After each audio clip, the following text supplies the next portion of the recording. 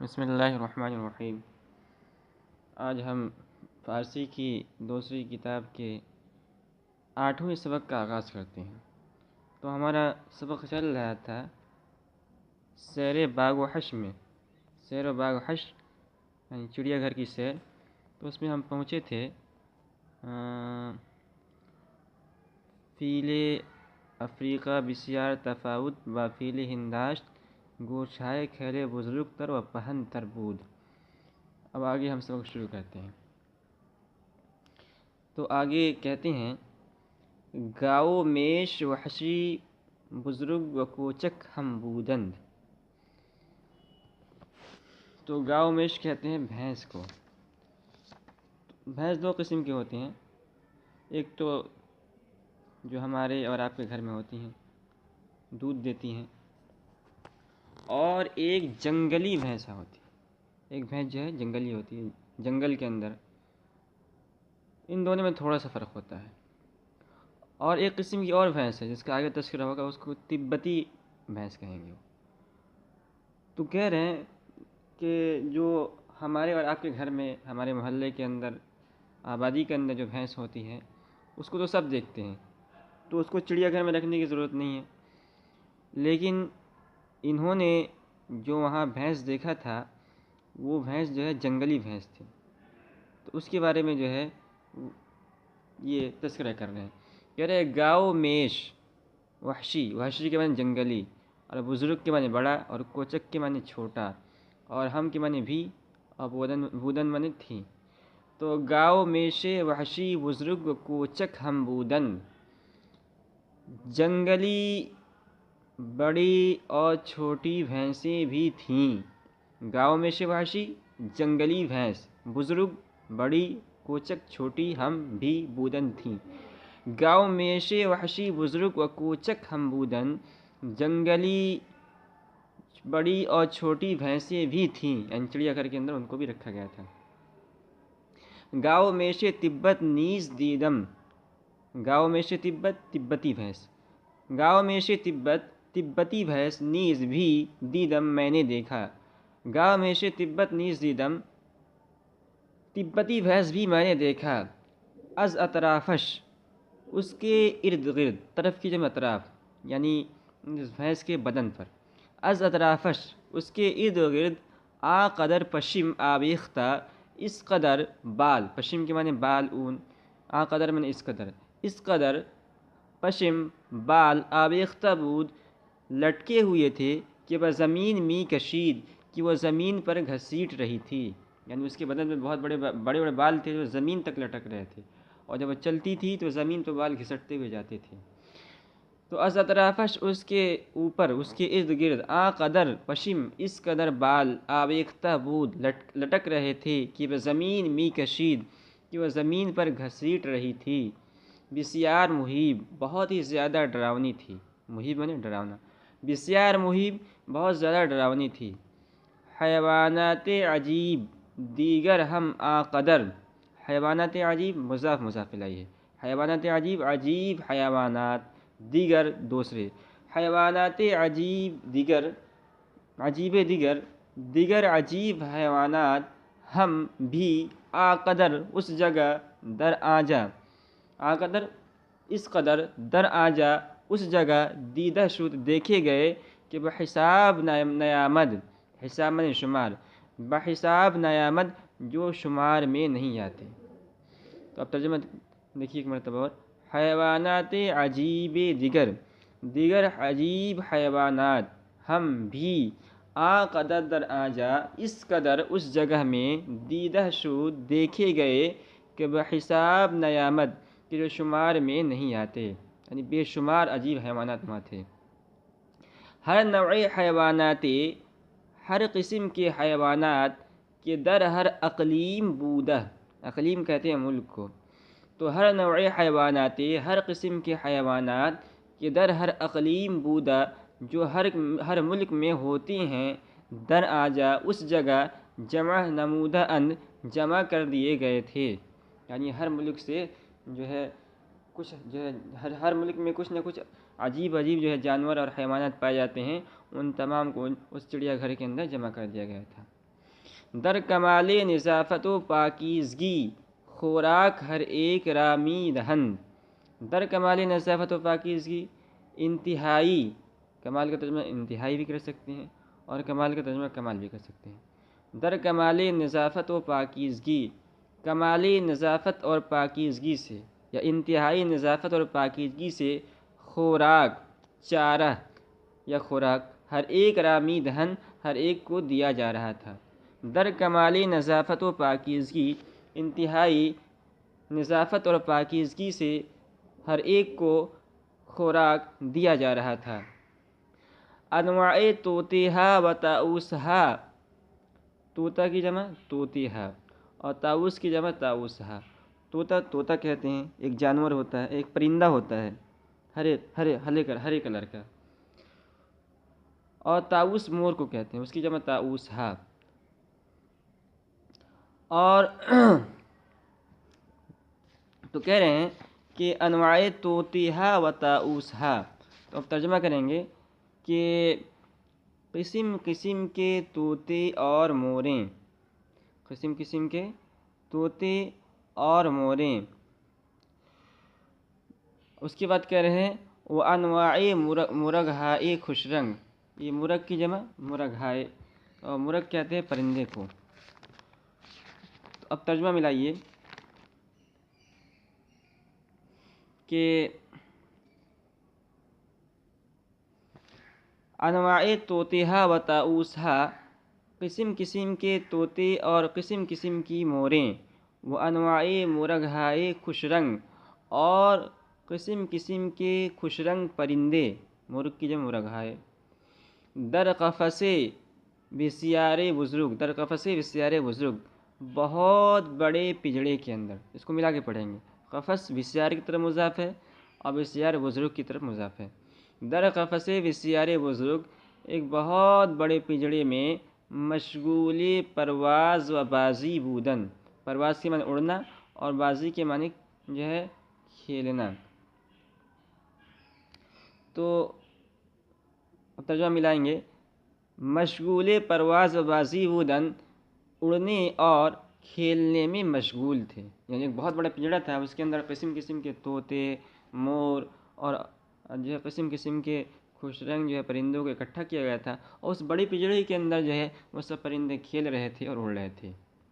اب آگے کہتے ہیں باز کا ترجمہ کریں گے پھر. بہ ماہی خانہ، ماہی کے معنی مچھلی، ماہی خانہ مچھلی گھر. آمدیم جمع متکلم کا صیغہ، ہم لوگ آئے.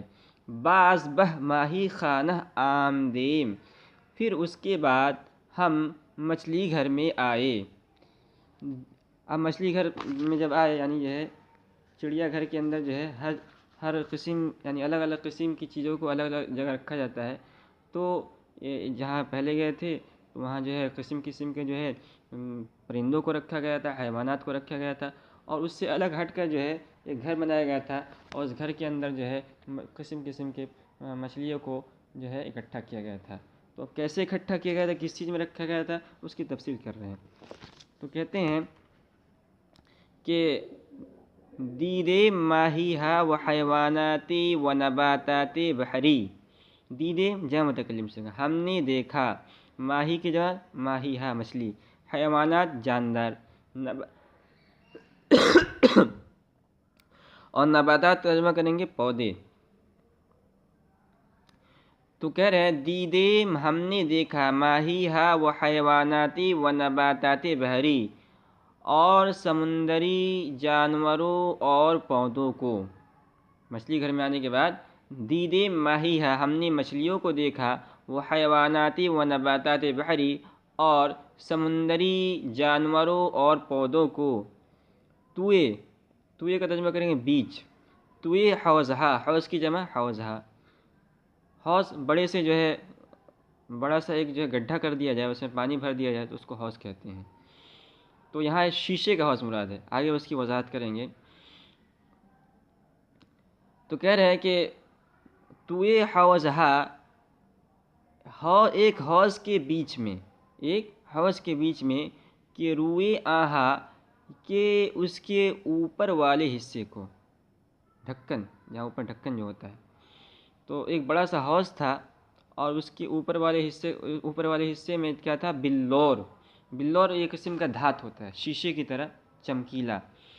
تو کہہ رہے ہیں کہ روئی آہا کہ اس کے اوپر کا حصہ، یعنی اوپر جو ہے جہاں ڈھکن والا حصہ، بلور و آئینہائی بزرگ است، بلور اور بڑے آئینہ رکھے ہوئے تھے. تو اب ترجمہ ملائیے کہ روئی آہا کہ اس کے اوپر والا حصہ، بلور و آئینہ ہے بزرگ است، بلور اور بڑے آئینہ تھے، بڑا آئینہ ہے، انداختہ ان رکھے ہوئے تھے. یعنی ایک بڑا سا حوض تھا اور اس بڑے حوض کا جو ڈھکن تھا وہ بلور کا تھا اور آئینہ یعنی شیشے کا تھا. کہ روئی آہا کہ اس کے اوپر والا حصہ بلور کا، وہ آئینہ ہے بزرگ اور بڑے شیشے کا، انداختہ ان رکھا ہوا تھا. ومتصل آب را ہم می تازہ می کنن. تو یہاں متصل کا ترجمہ جو کریں گے نا برابر سے کریں گے یا ہمیشہ سے کریں گے. ومتصل آب را ہم تازہ می کنن، اور ہمیشہ، متصل ہمیشہ، اور ہمیشہ آب را اس کے پانی کو، ہم تازہ می کنن اور ہمیشہ اس کے پانی کو تازہ بھی رکھتے تھے.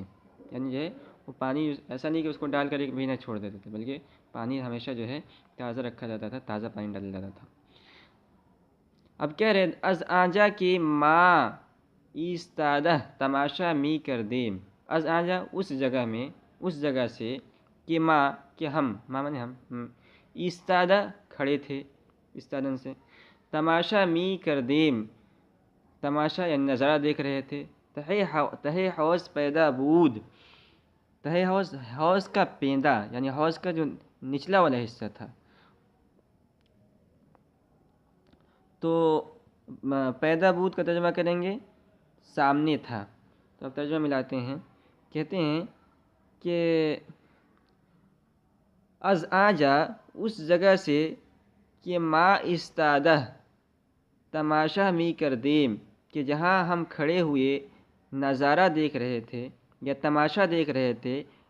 تہے حوض پیدا بود، حوض کا پیدا سامنے تھا. یعنی ہمارا جو بڑا سا جو ہے شیشے کا جو حوض بنا ہوا تھا، تو اس شیشے کے حوض میں جب ہم نے کھڑا ہوئے تو ہمارا جو چہرہ تھا وہ بالکل حوض کے نیچے، یعنی جہاں نیچے مچھلیاں نیچے ہوں گی نا، تو نیچے والے حصے کے اندر جو ہے وہ بالکل ہمارے آنکھوں کے سامنے تھا، مچھلیاں دکھ رہی تھی. حوض کا جو نیچے والا حصہ تھا وہ بھی ہمارے سامنے تھا. اب انہوں نے کیا دیکھا؟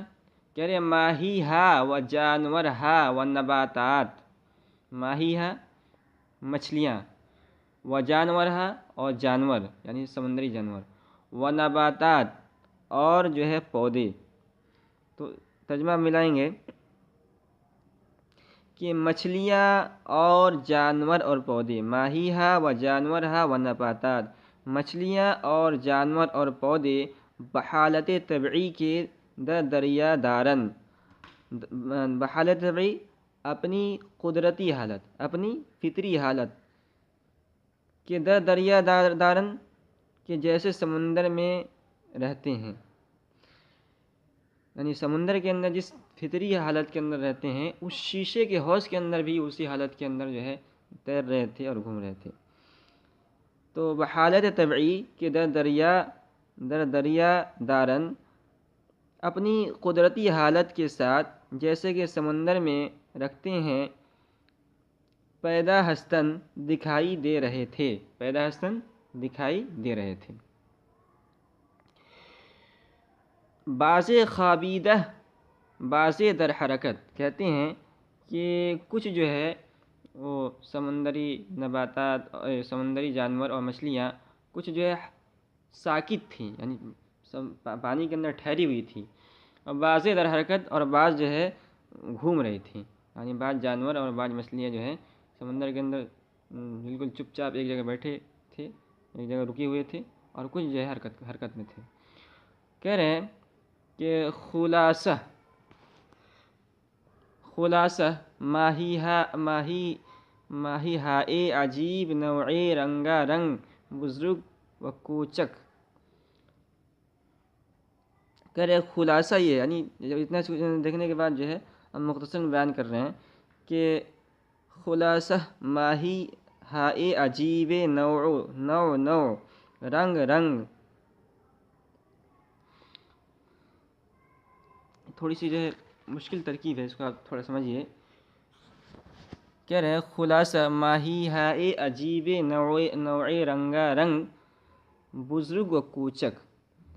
خلاصہ یہ ہے، مختصر یہ ہے کہ نوع رنگ رنگ کی عجیب عجیب قسم کی رنگ برنگ بزرگ و کوچک بڑی اور چھوٹی مچھلیاں، صدفہائے بسیار بہت سی سیپیاں صدف کے معنی سیپی کہتے ہیں، اور بسیار خرچنگ کے معنی آتے ہیں کیکڑے. تو بسیار خرچنگ ہائے مختلف رنگ، تو ترجمہ کریں گے مختلف رنگوں کے کیکڑے. اور زاگ کے معنی آتے ہیں کوے، وزاگے وغیرہ بسیار عجیب، اور بہت انوکھے کوے وغیرہ. انواع مرغ ہائے آبی قسم قسم کی دریائی چڑیاں. مرغ ہائے آبی دریائی چڑیا جو سمندر کے اندر چڑیا ہوتی ہیں. طوطے ہائے رنگ برنگی طوطے دیدہ شود دیکھے گئے. تو اب جو ہے نا سمندر کے اندر جو کچھ دیکھا اس کو خلاصہ بیان کر دیا کہ خلاصہ یہ ہے کہ ماہی ہائے عجیب نوع رنگا رنگ کے رنگ برنگ کی عجیب مچھلیاں، بزرگ و کوچک بڑی اور چھوٹی، صدفائے بسیار بہت ساری سیپیاں، خرچنگہائے مختلف رنگ کے کیکڑے، وزاگ وغیرہ بسیار عجیب اور بہت ہی عجیب کوے وغیرہ، انواع مرغہائے آبی اور قسم قسم کی دریائی چڑیاں، طوطے ہائے رنگ برنگ اور رنگ برنگے طوطے دیدہ شود دیکھے گئے. سمندر کے اندر ساری چیز دیکھی گئی. تو آج کا سبق ہم یہیں ختم کرتے ہیں، اور اگلے سبق کے اندر ہم جو ہے آگے پڑھیں گے. آگے جو ہے طوطی سفید بزرگ بود، یہ جو ہے ایک سفید رنگ کے طوطے کا ذکر ہے جس کی آواز جو ہے انسانی آواز سے مشابہ تھی، تو اس کو ذکر کریں گے. آج کا سبق یہیں ختم کرتے ہیں.